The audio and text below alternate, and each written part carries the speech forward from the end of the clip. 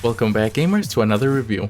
Wild Bastards is a game that feels like a breath of fresh air in the roguelike genre, a space where innovation can often be drowned out by a sea of procedurally generation and permadeath.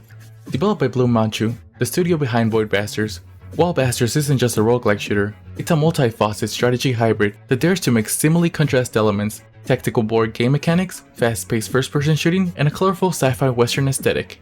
And the result is a captivating and challenging experience that feels both familiar and wildly unique at the same time. Wild Bastards throws players into a world that's equal parts Firefly and Quake, a chaotic sci-fi westerner where you're tasked with reassembling a crew of 13 outlaws, the titular Wild Bastards. This to seek revenge against a mysterious antagonist, and it's a premise that serves as the backbone for the game's roguelike structure, where every run feels like an episode in your own space western saga. This game balances its story with subtlety, delivering key narrative beats without ever slowing down the core action. There's quite a humor in dialogue, reminiscent of Void Bastards, which adds a layer of charm without making the experience too serious or too campy.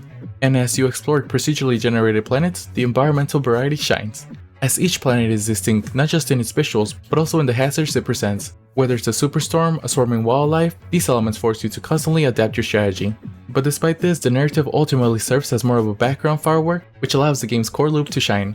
And that's perfectly fine, because this game excels where it matters the most, its gameplay. Wild Bastards is built around a three-tier gameplay loop that blends strategy, exploration, and frenetic first-person shooting.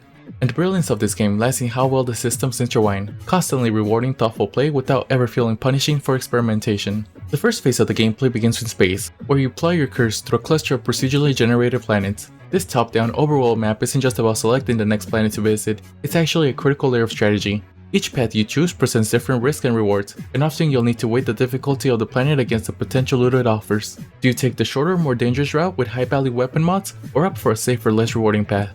This decision process ensures that every step feels impactful, and it sets the stage for the rest of the run. And upon landing on a planet, the game transitions to a turn-based system that feels more akin to a tactical board game, as each planet is a great field with enemies, hazards, and treasures, where movement is limited by a set of turns per round. While it may seem slow-paced compared to the first-person shooter actions that it follows, this phase is just as tense. The strategic depth here comes from the resource management, whether it's managing your crew's stamina, prioritizing loot, or avoiding powerful enemies.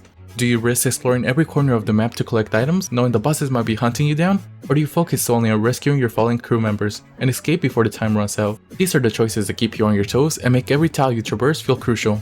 And then comes the final layer. Once you encounter enemies or land on hostile tiles, the game switches gears into a fast-paced arena-style combat that blends the frantic energy of Quake with the tactical depth of a hero shooter. And every member of your crew plays like a unique character class, each equipped with their very own weapon and abilities, which allows you to approach fights in different ways. Whether you're using a shotgun-wielding outlaw to charge your enemies, or picking them up from a distance with a sniper, the gunplay feels sharp and responsive. And what sets the combat apart is the ability to swap your characters on the fly, treating each one as a living loadout in the middle of a showdown. For me, this mechanic creates a dynamic ebb and flow in the battle, where you must constantly adapt to your enemy's tactics, terrain, and your crew's abilities. And every gunfight is a test of skill, strategy, and improvisation, and the arenas are littered with environmental hazards, destructible elements, and enemies with various behaviors, which ensures that no two encounters feel the same. And one of the most enjoyable aspects of this game is its roster of 13 unique characters, and this cast of misfits feel like a blend of hero shooter and tactical squad. But what really makes them stand out is the interplay during missions, as characters can form bonds or grudges over the course of your run, which can drastically alter the way they perform.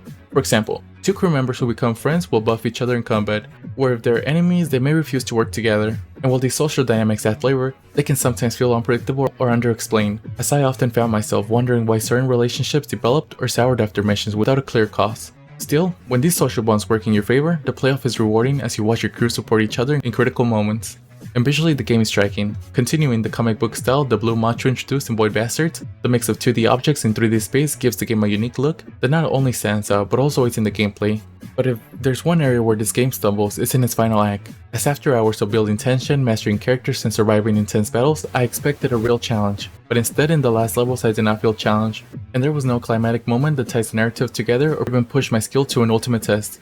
In my opinion, Wild Bastards is a standout entry in the roguelike genre, mixing strategy, humor, and action in a way that feels both distinct and refreshing.